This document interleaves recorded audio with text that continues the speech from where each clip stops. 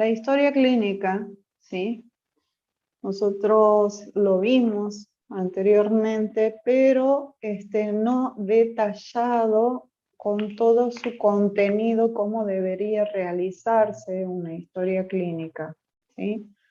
Lo vimos como un pantallazo, como una introducción sobre este documento. La verdad que es muy importante dentro de una institución, ya sea un hospital, una clínica, un policonsultorio, hasta un propio consultorio particular de un profesional. Esta historia clínica es fundamental tener en cuenta cómo se registran todos los antecedentes biológicos de este individuo, ¿no? Aparte, la información personal también es importante. Vamos a ver por qué este documento es tan importante, porque es imprescindible para el control de salud y seguimiento de las enfermedades, ¿sí? También para poder realizar estudios epidemiológicos.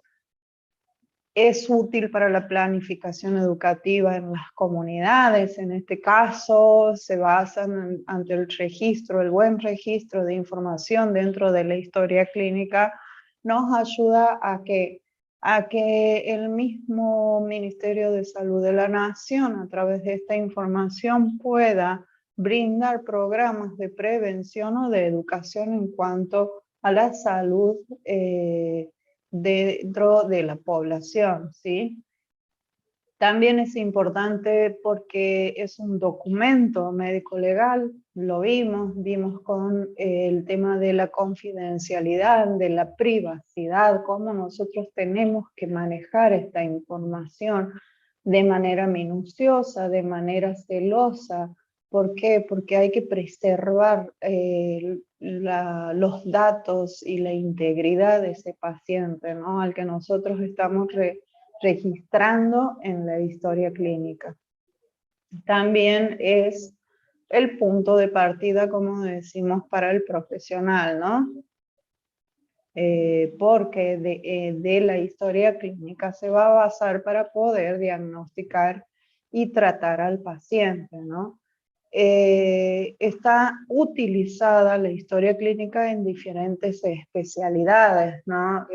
Hay historias clínicas que son específicas, por ejemplo, tenemos la odontológica, la oftalmológica, ¿sí? También tenemos de distintas especialidades, como puede ser una generalizada, por ejemplo, en un hospital público, ¿sí? Y que se va manejando la historia clínica por el paciente y no solamente por la especialidad del profesional, ¿sí? Puede tener acceso a varios profesionales. Bien.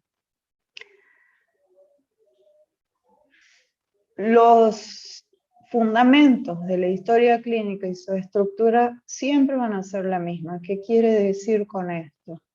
Que la información que nosotros vamos a captar de ese paciente, la estructura, lo fundamental es siempre lo mismo. Lo único que cambiaría es, por ejemplo, si se trata de alguna especialidad como obstetricia, ¿sí? Ginecológica, pediatría y, como les decía, oftalmológica, odontológica, ¿no?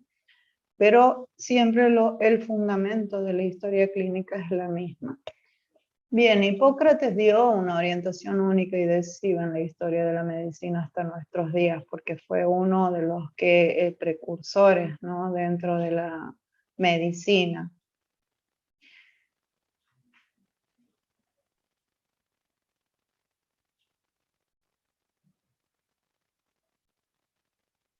A lo que me refería en cuanto a que vamos a ver métodos de registro dentro de la historia clínica, ¿sí? Ahora lo vamos a ver detallada. Puede ser fichas de confección manual, manuscritas o en computadoras, esto lo vimos también, programas de computación, ¿sí? Que son complejos, completos estos programas, pero son muy útiles en las instituciones públicas o privadas, porque en realidad lo que hace es centralizar la información. Entonces todos los integrantes dentro de la salud, ¿sí?, del equipo de salud con el que se manejan las instituciones pueden acceder a esta información. También tenemos el método de registro en cuanto al diagnóstico, ¿sí? Porque primero se observa al enfermo, ¿sí? Se examina al paciente, ¿no? La observación clínica y el racionamiento crítico es famoso para la clínica. El libro de los aforismos es la suma del saber médico.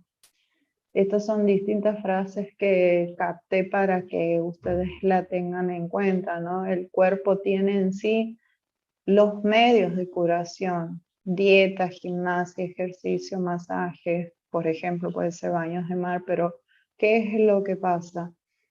Muchas veces, por más que nosotros, nuestro cuerpo tiene sus métodos de curación, la forma más sana posible de recuperar el cuerpo, pero también hacen falta esa mano del médico, digamos. ¿Por qué? Porque es necesario tener la observación clínica, ¿sí?, de ese profesional. Para tener en cuenta, nosotros tenemos dos tipos de pacientes, ¿sí? Paciente vertical o paciente horizontal. ¿Cuál es el paciente vertical? Es el que se encuentra de pie, el que concurre a la consulta por sus propios medios o es llevado por un familiar, ¿sí? En el paciente vertical, él va al médico. Sin embargo, cuando tenemos el paciente horizontal, es el que está internado, es el que está acostado, ¿sí? Está imposibilitado de concurrir a la consulta de ese profesional. En este caso es a la inversa, el médico va al paciente, ¿sí? ¿Qué puede ser? Por ejemplo, un paciente que está internado, hospitalizado, ¿sí? O bien puede ser a domicilio, que lo vimos en las consultas, ¿sí?, del nomenclador, ¿sí? Que el médico puede asistir al domicilio del paciente. Bueno, este es un paciente horizontal, se lo considera paciente horizontal. ¿Qué vamos a ver en la historia clínica? Los componentes: anamnesis, examen físico, emitir el diagnóstico sindrómico, un plan de estudio, un plan terapéutico, ya el diagnóstico definitivo, la evolución del paciente y la epicrisis.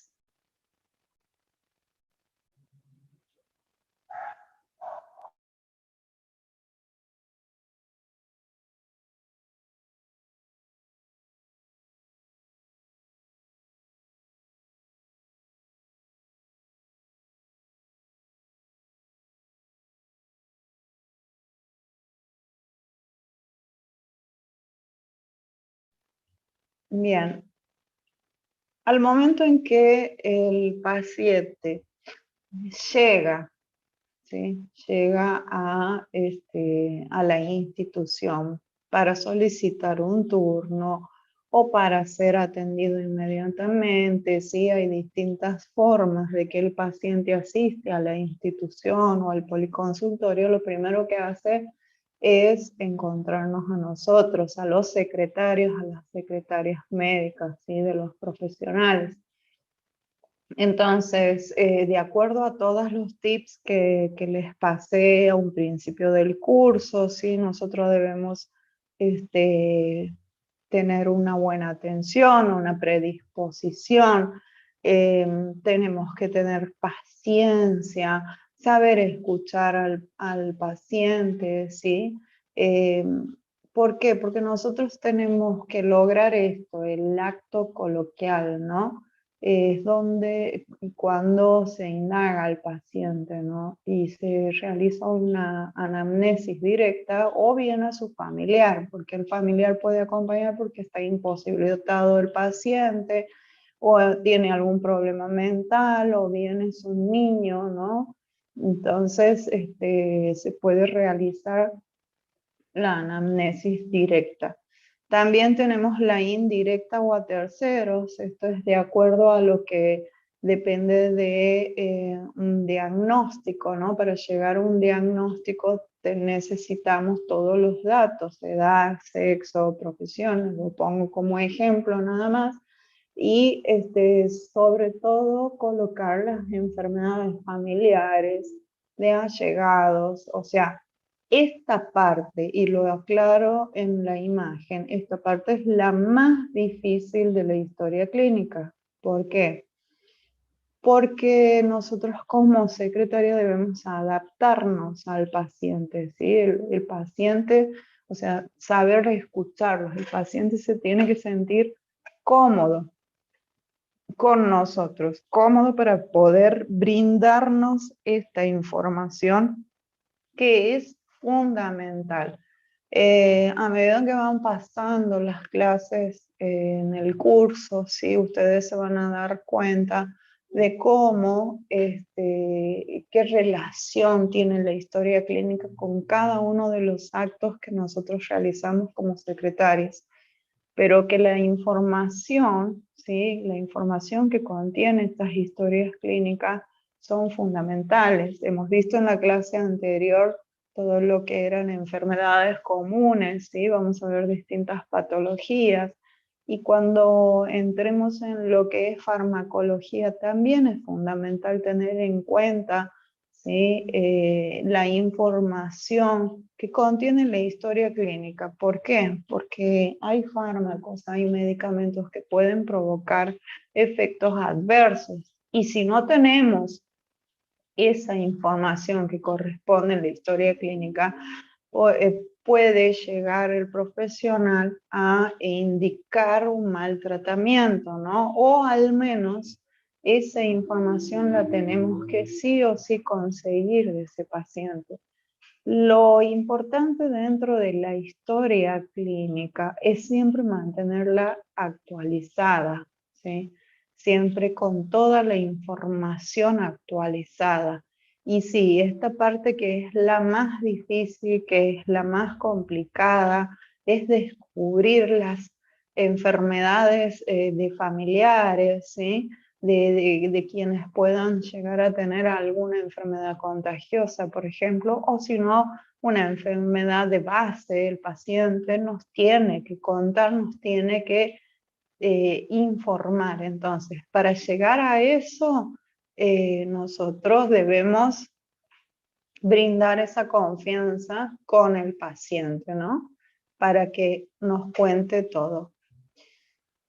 El interrogatorio, la anamnesis, ¿sí? Hay distintas técnicas que son generalidades, ¿no? Las que les puse es tener en cuenta siempre que el paciente esté cómodo cuando ingresa a la institución, un ambiente agradable, tiene que sentirse libre para poder expresar sus molestias, ¿sí? Nosotros al momento de colocar los datos, ¿sí? De colocar los datos, los términos, siempre se recomienda que los términos usados siempre hay que tratar de que colocarlos como tal y cual nos informa al paciente, porque también podemos llegar a un momento donde manejamos, digamos, la terminología de médico, ¿no? Entonces, pero es preferible para no equivocarnos utilizar los términos del paciente. Cuando las preguntas, por ejemplo, no deben inducir una respuesta. Cuando nosotros realizamos preguntas hacia el paciente, no tenemos que sugerirles respuestas, o sea, no podemos inducir al paciente a que responda lo que nosotros le sugerimos. Tampoco dar opciones, ¿sí? no es posible esto porque si no nosotros llevamos a que el paciente conteste lo que creemos que tiene y no es así, ¿no? Tiene que expresarnos por sí solo su situación. Siempre deben ser las preguntas sencillas y concretas, ¿sí? El médico también debe saber